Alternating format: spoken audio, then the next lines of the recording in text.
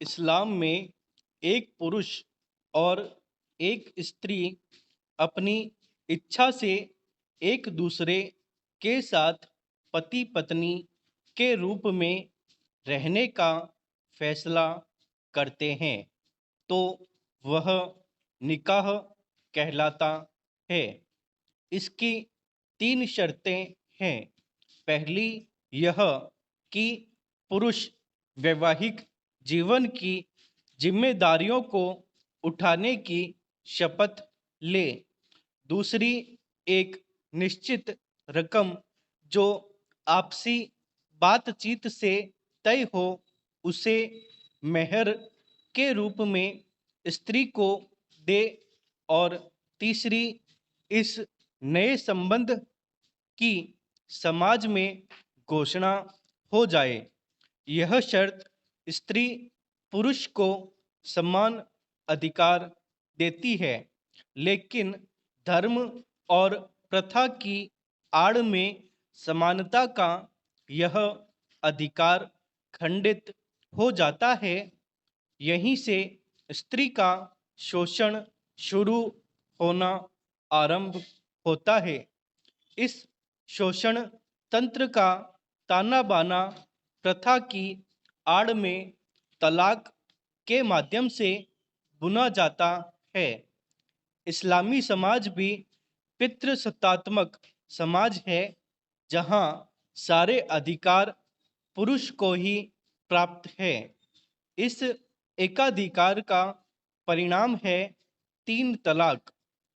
कुरान शरीफ इस्लाम का संविधान है, जिसमें निकाह के साथ साथ तलाक की बात भी लिखी है। उसमें लिखा है कि तलाक तभी जायज़ है जब तलाक देते समय पति और पत्नी दोनों के परिवारों के सदस्य बीच बचाव के लिए उपस्थित हों और दोनों के बीच में सुलह की सभी कोशिशें असफल साबित हो गई हों। इसकी गलत व्याख्या की कीमत मुस्लिम स्त्रियां वर्षों से चुका रही है। समय के साथ रूढ़िगत प्रथाओं में भी बदलाव आना आवश्यक है। इसकी शुरुआत मुस्लिम महिलाओं द्वारा तीन तलाक प्रथा के विरुद्ध याचिका से की गई।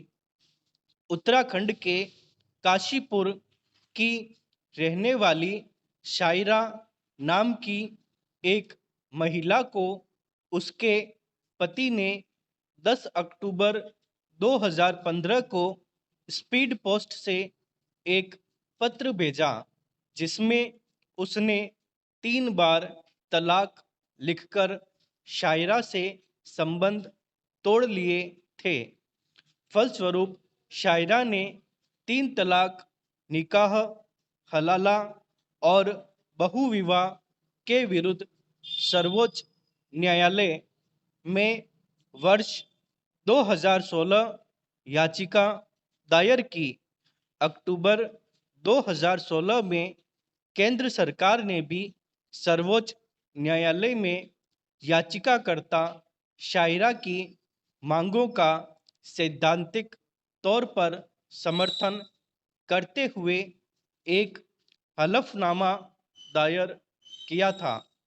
इस प्रकार प्रसिद्ध शाहबानो मामले के 3 दशक बाद शायरा मामले ने एक बार फिर से लैंगिक समानता बनाम धार्मिक कट्टरपंथ की बहस को जागृत कर दिया और तीन तलाक पर पूरे देश में जोरदार बहस छिड़ गई।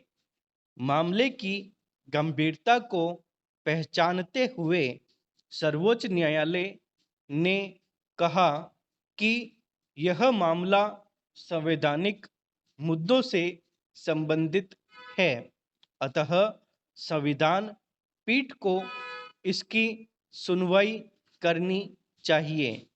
न्यायालय ने यह भी स्पष्ट किया था कि इस मामले में केवल कानूनी पहलुओं पर ही सुनवाई होगी और न्यायालय तीन तलाक के अतिरिक्त किन्हीं अन्य माध्यमों से होने वाले तलाक के संबंध में विचार नहीं करेगा। मुस्लिम समुदाय ने तलाक के अतिरिक्त अन्य दो तरीकों से भी तलाक को सहमति प्राप्त है।